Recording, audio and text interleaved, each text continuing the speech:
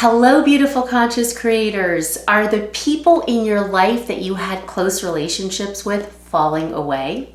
Are you finding it hard to connect with others? Does your world feel like it's crumbling around you? And are you feeling alone and wondering what is happening?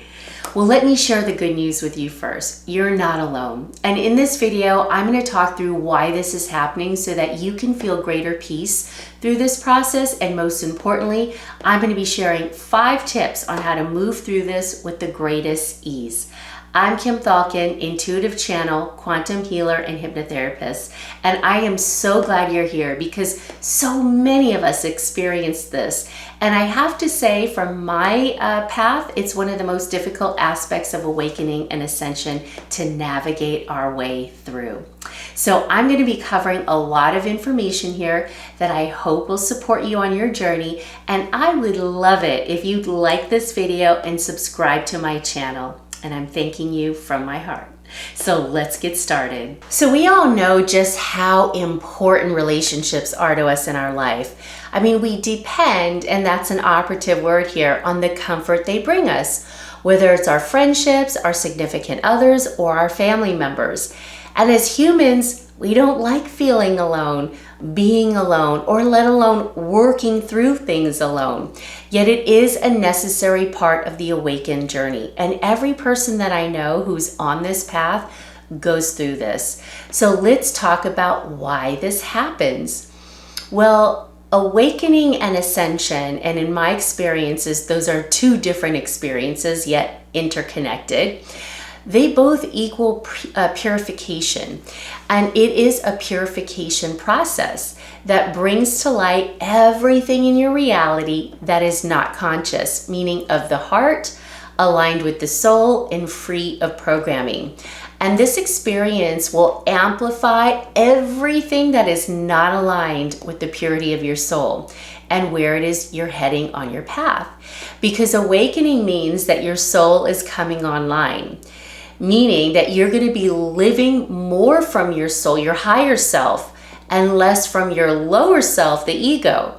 And one of the most important things on our journey is to have alone time, because that is when we really start to connect with the truth of who we are.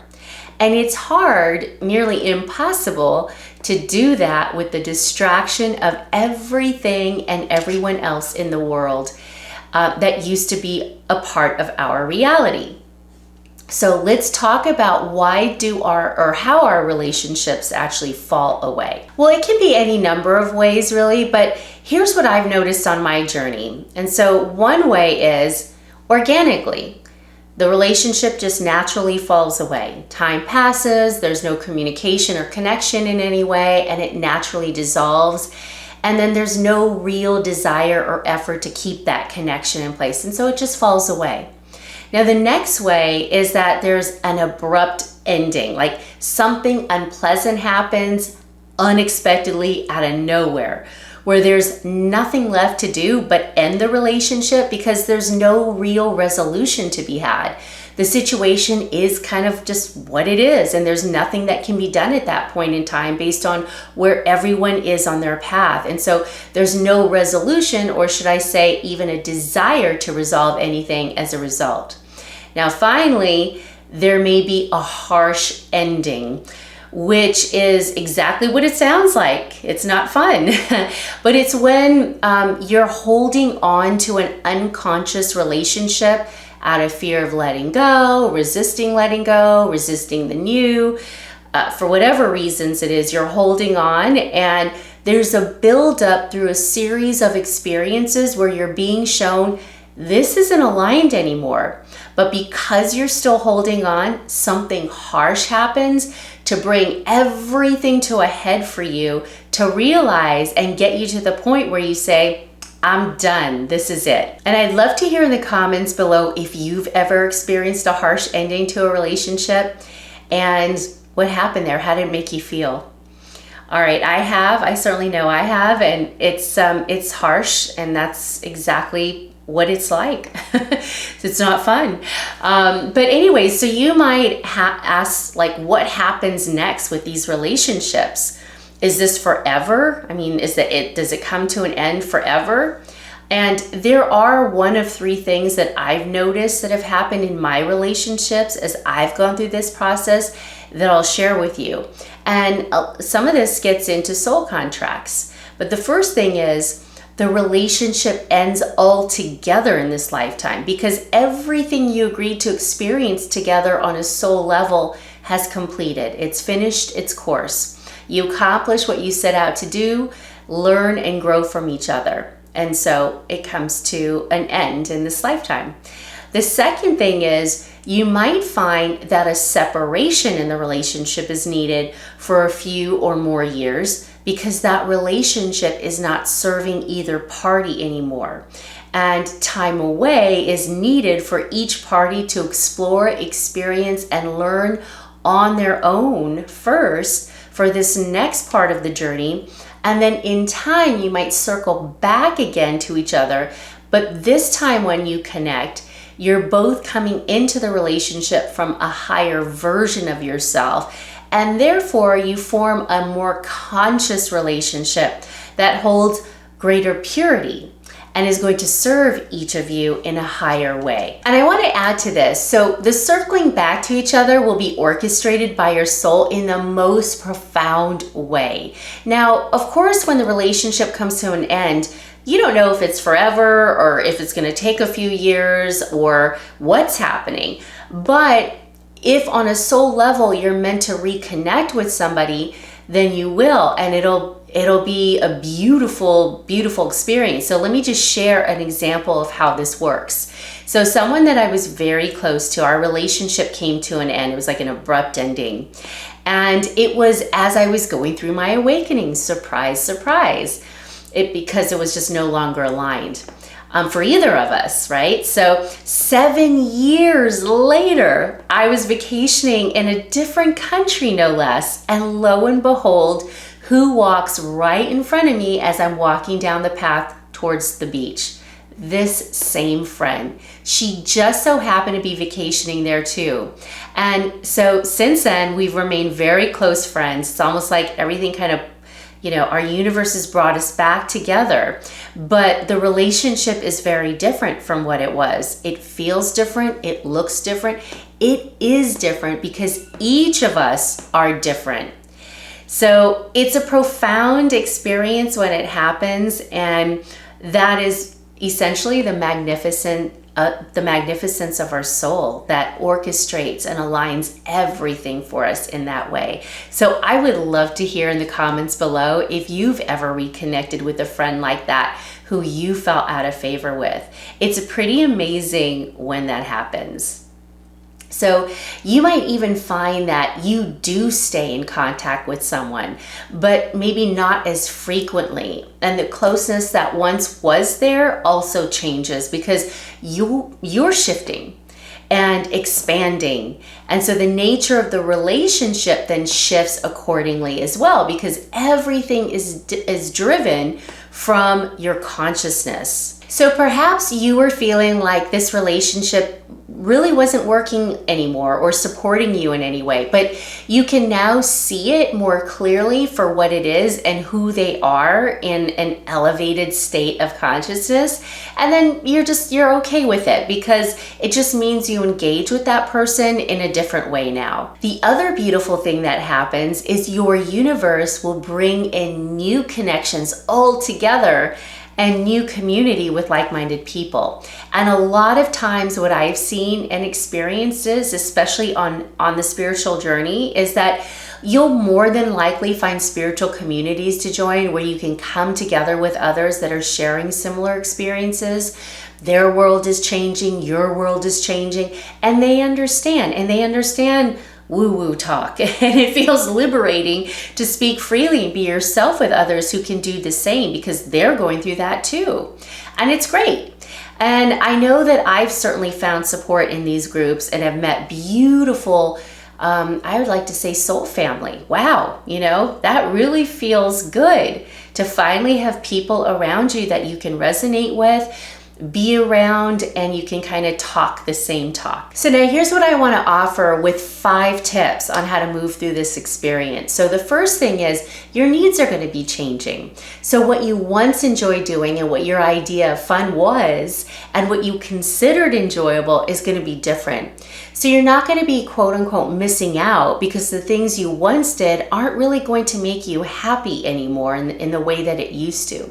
So for example, I used to love going out for drinks with friends and to happy hours too, things like that. But I don't drink much anymore because it makes me sick. So as your body, elevates in consciousness too, the things that you once did, you might find you're not able to do anymore. So alcohol negatively affects me now. And I also don't stay out late because sleep is really important to me. And sleep becomes way more important when you're on this journey. So, and I like to get up early. So going through an awakening is going to change all of that because your value system changes. Now, the second thing is the importance of being alone. So on this journey, you're going to learn to rely on the power and the wisdom of you, which means in your new relationships, you're going to be in it from a much more empowered place, not a place of need or disempowerment like we were in the beginning, where we depended on other people. We wanted to hear what 10 other people had to say before we made a decision. All of that changes because in your alone time, you're going to start building a stronger relationship with your higher self. And your higher self is going to be coming through more clearly and guiding you in ways that are different from what you were experiencing, your life to be before. So anytime, again, you're not relying on others in any way, you'll naturally feel better. So when you have those thoughts of like, oh no, what am I going to do now that so-and-so isn't around anymore for their advice, you're going to start trusting and believing in yourself. And that's what you're going to start doing. So I've experienced this with friendships and with family too. And so moving forward, you'll be coming into your relationships from a much higher place within you. And your belief in yourself will grow because you won't run to other people like you used to do when something went wrong or, when you were having a tough time. It's not to say that you won't have support around you. It's just how you move through those challenges are going to be different. And you are going to be relying more on yourself because your own wisdom is going to be getting stronger. So you'll start to see and feel how capable you really are, which is a beautiful thing. Now, the third thing is your social network will more than likely be smaller too, because what you'll find happens is you're going to value genuine conscious connections where you're not compromising yourself anymore, being around others who truly don't lift you up or have your best interests in mind, or spend time doing things you really don't want to do just because. That's kind of the old way of being. And you're going to be mindful of where it is you're spending your energy and with whom. The fourth thing is getting clear on what makes you happy. So as you go through these changes, you're going to want to assess, well, what are the things that do make me happy now? What is it that I do enjoy? Well, that alone time is what's really going to support you in getting clear on that. And that's where you'll get to make new connections too, in doing the things that you enjoy. So when we make connections, doing the things it is that we really enjoy, you'll start to see, wow, this feels really good. There'll be like a natural alignment in this connection. So maybe this new thing is taking an art class or joining a hiking club or a book club, or maybe it's cooking. Or perhaps it's a spiritual workshop and retreats. That becomes a big part of the journey too. And these are the friends that you're going to really enjoy having these experiences with. So this is an important part of the process because it is connecting you to you, which is what ascension and awakening is all about, which is redirecting everything back to yourself. And through that stronger connection, never separating from you ever again. You're living from a unified place in here.